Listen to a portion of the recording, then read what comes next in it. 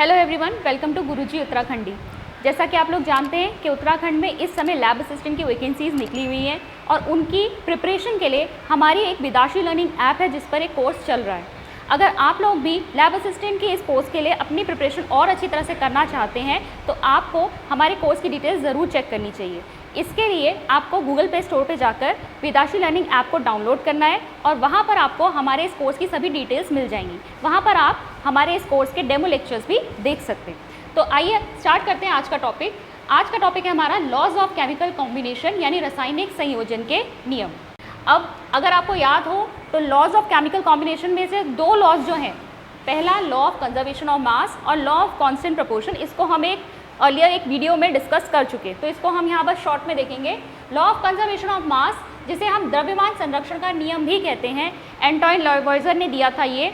और इसके अनुसार क्या है कि किसी भी केमिकल चेंज में यानी कोई अगर रासायनिक अभिक्रिया हो रही है तो उसमें ना तो द्रव्यमान का पैदा होता है और ना ही द्रव्यमान नष्ट होता है। ना तो हम उसमें मास क्रिएट कर सकते हैं और ना ही उसमें हम उसे डिस्ट्रॉय कर सकते हैं, यानी मास कंजर्व रहता है। जितना मास रिएक्टेंट्स का था उतना ही मास जो है आपका प्रोडक्ट्स का होगा। तो this is law of conservation of mass. Second था हमारा लॉ ऑफ कांस्टेंट कंपोजिशन। इसे आपको कहीं कहीं लॉ ऑफ डेफिनेट प्रोपोर्शन भी लिखा हुआ मिल जाएगा। हिंदी में कहेंगे स्थिर अनुपात का नियम या निश्चित संगठन का नियम। किसने दिया था? जोसेफ प्रॉस्ट ने दिया था। स्थिर अनुपात के नियम के अनुसार क्या था कि अगर मैं किसी भी यौगिक की बात कर रही हूँ, इस यौगिक में जो तत्व उपस्थित हैं वो हमेशा बाय मास एक फिक्स्ड रेशो में होंगे। ठीक है, बाय मास एक फिक्स्ड रेशो में होते हैं। जैसे हाइड्रोजन का अगर मैं मास देखूं तो कितना है, एक हाइड्रोजन एटम का होता है 1 यूनिट, लेकिन अगर हम लेंगे यहाँ पर 1 यू यानी कि यूनिफाइड मास और 2 हाइड्रोजन है तो हमारे पास ये हो जाएगा 2 यू। ठीक है, यू को हटा देते हैं, अभी सिर्फ नंबर से ही काम लेते हैं। ऑक्सीजन का मास यहाँ पर देखेंगे तो कितना होगा 16। अगर मैं इसकी रेशो को सिंपलेस्ट फॉर्म में लेकर आऊँगी तो ये क्या आएगा 1:8।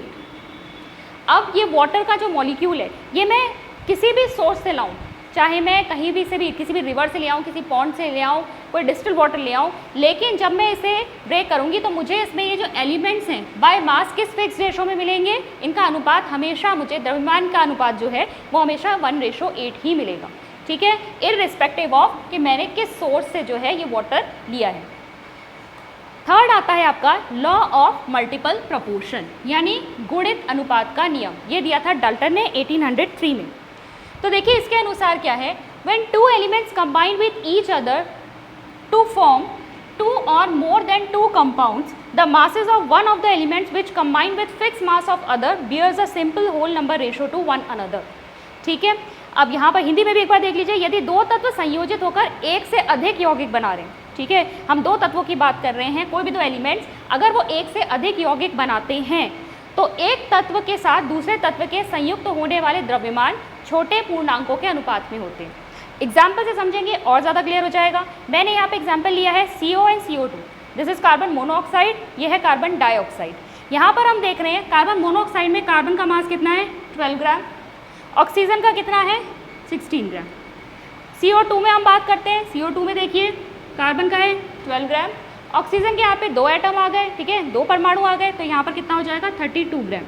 फिक्स्ड मास किसका है? फिक्स्ड मास है आपका कार्बन का। कार्बन का मास फिक्स है और उसके साथ ऑक्सीजन कंबाइन हो रहा है अलग अलग तरीके से और 2 अलग तरह के यौगिक बना रहे हैं। तत्व हमारे 2 ही हैं, कार्बन और ऑक्सीजन, लेकिन यहाँ पर क्या बना रहे हैं 2 अलग तरह के यौगिक बना रहे हैं। इस फिक्स मास को छोड़ दीजिए, यहाँ पर हम इसकी रेशो देखेंगे। इस लॉ के अकॉर्डिंग फिक्स मास के साथ जो दूसरा एलिमेंट यहाँ पर कंबाइन हो रहा है वो एक simple whole number ratio bear करता है, यानी कि 16:3 32 को अगर मैं यहाँ पर सिंपलेस्ट फॉर्म में लेके आऊँगी तो ये कितना हो जाएगा 1:2 which is a simple whole number ratio. ठीक है, तो ऐसे आप और भी एग्जाम्पल्स ले सकते हैं, जैसे H2O एंड H2O2। ठीक है, H2O और H2O2, this is water and this is hydrogen पर ऑक्साइड। यहाँ पर भी हम देख रहे हैं हाइड्रोजन का, देखिए यहाँ पर कितना होगा 2 ग्राम, यहाँ पर भी 2 ग्राम फिक्स्ड है। हमें किसको देखना है? ऑक्सीजन को देखना है। यहाँ पर ऑक्सीजन यहाँ पर कितना है 16 ग्राम, यहाँ पर कितना है 32 ग्राम। फिर से वही रेशो आ जाएगी, 16:32 ही आएगा हमारा 1:2। किसके साथ? फिक्स्ड मास के साथ, जिस एलिमेंट के फिक्स मास के साथ वो कंबाइन हो रहा है उससे चेक नहीं करना है, जो हमारा वेरी कर रहा है, जो अलग अलग मास में कंबाइन हो रहा है, हम उसको रेशो को चेक करेंगे, तो वो क्या होगी, एक सिंपल होल नंबर रेशो आएगी। कुछ और लॉज देखते हैं अब। नेक्स्ट हमारा लॉ है गे-लुसेक्स लॉ ऑफ कंबाइनिंग वॉल्यूम्स, गे-लुसेक का गैसीय आयतनों का नियम 1808 में गे-लुसेक ने दिया था। इसके अनुसार जब रासायनिक अभिक्रियाओं में गैसें संयुक्त होती हैं या बनती हैं तो उसके आयतन सरल अनुपात में होते हैं। यहाँ पे कंडीशन लेकिन क्या होगी, यदि सभी गैसें समान ताप और दाब पर हो, यानी कब जब गैसेस कंबाइन करती हैं किसी भी केमिकल रिएक्शन में और प्रोडक्ट भी हमें क्या मिल रहा है, गैसेस ही मिल रही हैं, तो ये रिएक्टेंट्स और प्रोडक्ट्स यानी कि आपके अभिकारक और उत्पाद जो होते हैं एक सिंपल होल नंबर रेशो बनाते हैं।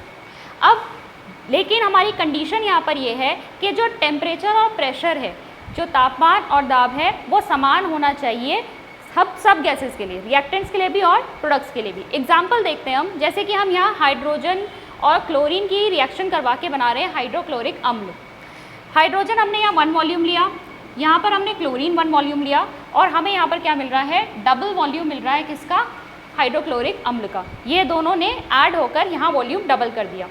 अगर हम ध्यान से देखें तो ये एक तरीके से स्थिर अनुपात का नियम ही है, लेकिन स्थिर अनुपात के नियम में वहाँ पर द्रव्यमान की बात हो रही थी, यानी कि आपका लॉ ऑफ कांस्टेंट प्रपोर्शन वो बाय मास था, ये बाय वॉल्यूम है। ठीक है, तो है वही चीज़ लेकिन बाय वॉल्यूम की बात हो रही है कि when gases react with each other they do so in volumes which bear simple whole number ratio to one another and with the volume of the product. मतलब अपना आपस में भी और प्रोडक्ट के साथ भी ये बना रहे हैं एक सिंपल होल नंबर रेशो। जैसे कि इनके वॉल्यूम का अगर हम रेशो निकालें तो 1:1:2 ये रेशो हमको मिल रहा है, ratio of volumes of reactants and products. Reactants का भी अलग अलग देखेंगे, साथ में प्रोडक्ट्स का भी लेके चलेंगे, ये रेशो में एक सिंपल होल नंबर रेशो मिलती है।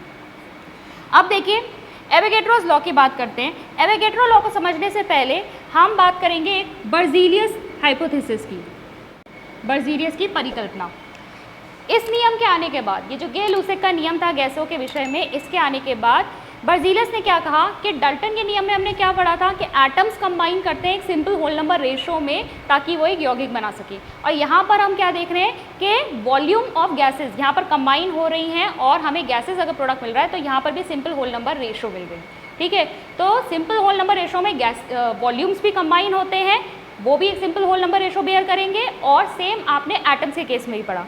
तो बर्जीलियस ने इसको अप्लाई करके इसी रिएक्शन में अगर हम इसे अप्लाई कर दें, यानी कि हम क्या कहेंगे, अगर हम वॉल्यूम्स की बात कर रहे हैं, सिंपल होल नंबर रेशो बात कर रहे हैं, तो एटम्स में भी आ सकता है।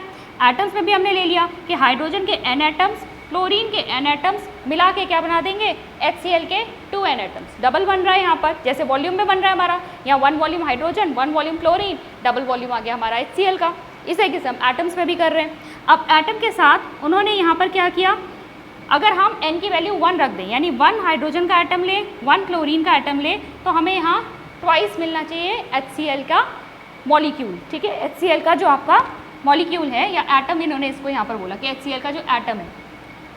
अब अगर हम इसको 2 से डिवाइड कर दें, अगर मैं यहाँ पर 1 लाने की कोशिश करूँ कि 1 एटम अगर मुझे HCl का चाहिए, तो मैं पूरे जो ये सिंपल रेशो है इसको 2 से डिवाइड करूँगी, तो यहाँ आ जाएगा हाफ, यहाँ भी आ जाएगा हाफ, और यहाँ मुझे 1 एटम मिल जाएगा। यहाँ पर ये जो हाफ एटम आया है, ये हाफ एटम क्या बता रहा है कि एटम आधा है, जबकि ये हो ही नहीं सकता। हमने डाल्टन की एटॉमिक थ्योरी में पढ़ रखा है कि एटम क्या होते हैं, इनडिविजिबल होते हैं, हाफ एटम तो हो ही नहीं सकता। तो यहाँ पर बर्जीलियस की हाइपोथेसिस जो है वो क्या हो रही थी, गलत साबित हो रही थी। ठीक है, कॉन्ट्राडिक्ट कर रही थी डाल्टन की एटॉमिक थ्योरी को। तब एवोगैड्रो ने यहाँ पर आकर एटम्स एंड मॉलिक्यूल्स के बीच के डिफरेंस को समझाया, जो आज हम बहुत अच्छी तरह से जानते हैं। ठीक है, उस समय ये क्लियर नहीं था।